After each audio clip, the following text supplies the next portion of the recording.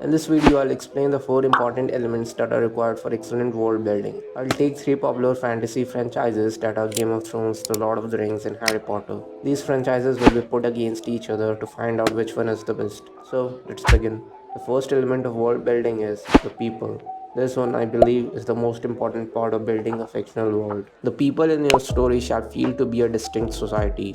They need to have their own cultures, legends, and mythologies.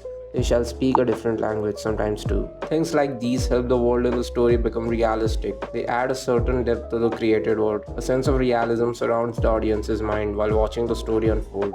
This element is further divided into 4 segments, the first one being ethnicities.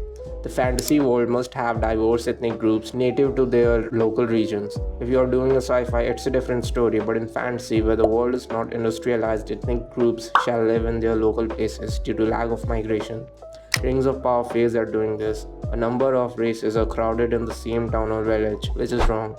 Lord of the Rings had dwarves, elves, hobbits, wizards, etc., each with their own native places. Game of Thrones had different kingdoms and people too, but they didn't feel as diverse as the people in LOTR. But still, it was good enough. Danish people were quite different than Northerners. The Danish felt like Arabs, while the Northerners felt like Scandinavian people of this world. On top of that, the wildlings were even distinct.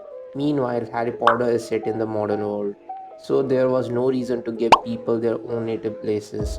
So LOTR wins this round with GOT and Harry Potter on the second spot. The second segment of the people element is language.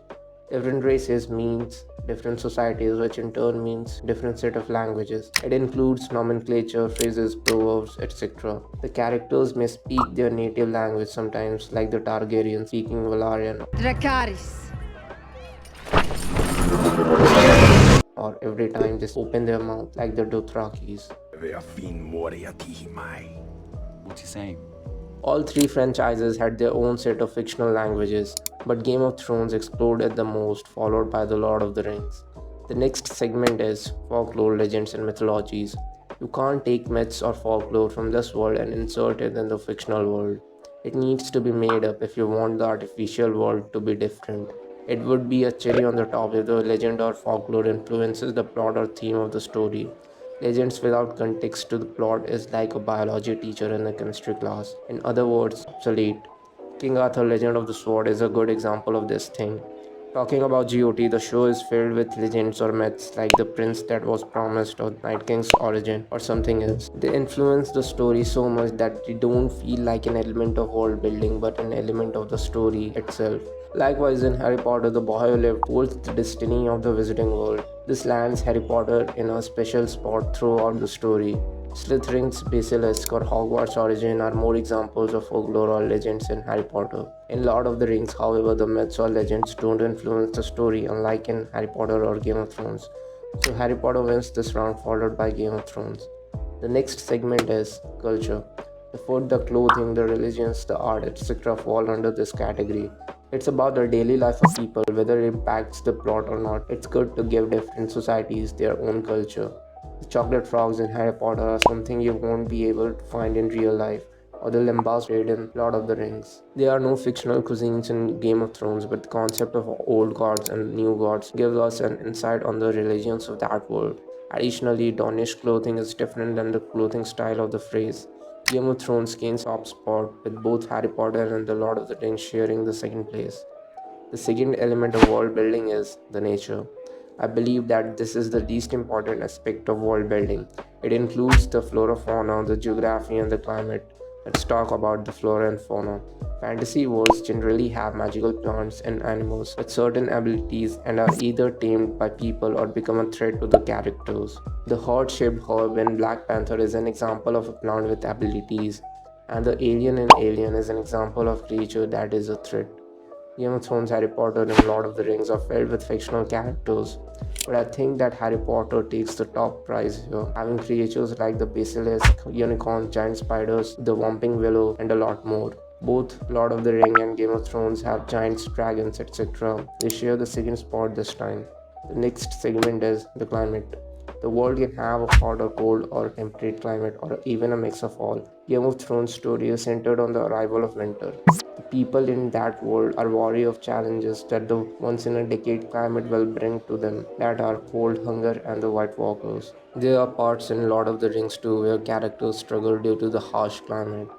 In Harry Potter, the climate has little to no effect on the story. Let's move on to the geography. How well the world is mapped. It becomes a fundamental question when forming a world. It gives us an idea on the extent of the world outside of the core plot. It makes the story more immersive. Outside of Hogwarts, we know nothing about the Visiting World.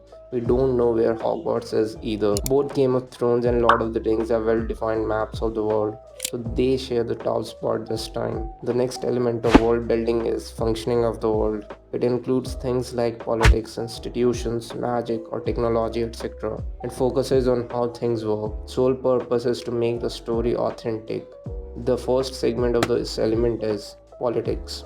The pre established political alliances, relationships, rivalries, etc. defined how the story would move forward. Game of Thrones mainly focuses on the politics of power. We constantly see deaths and betrayals because of gaining authority. The whole show revolves around this. Game of Thrones easily wins this segment.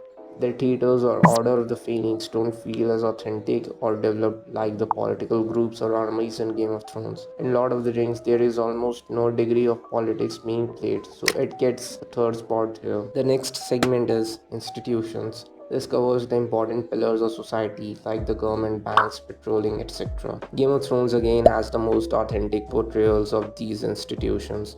Harry Potter comes next with the Goblin Bank or the government. You don't get to see these things in Lord of the Rings, at least not as much as in the other two worlds. The third segment is magic or technology. In fantasy stories, it becomes important to set rules on what characters can do with magic or technology. You can't make magic too powerful or too weak. Doing either will make magic useless. Harry Potter creates a perfect balance of magic. The whole story is basically kids learning magic. In Game of Thrones, the use of magic is very limited.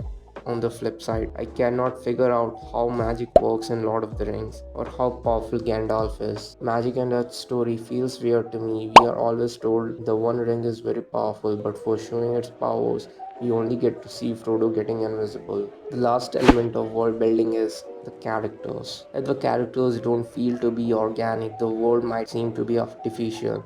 Characters shall have genuine motivations, reasonable goals, authentic characteristics, some flaws, and realistic arcs. The best franchise in the world to do this, I guess, is Game of Thrones. The show has a very wide spectrum of realistic characters with all the things I mentioned above. The good thing is we get to see a lot of great characters in that story. It's far better than Harry Potter or Lord of the Rings. So these two franchises get the second spot here. Game of Thrones secures the top place. The final score comes to this, with Game of Thrones winning, followed by Harry Potter and The Lord of the Rings.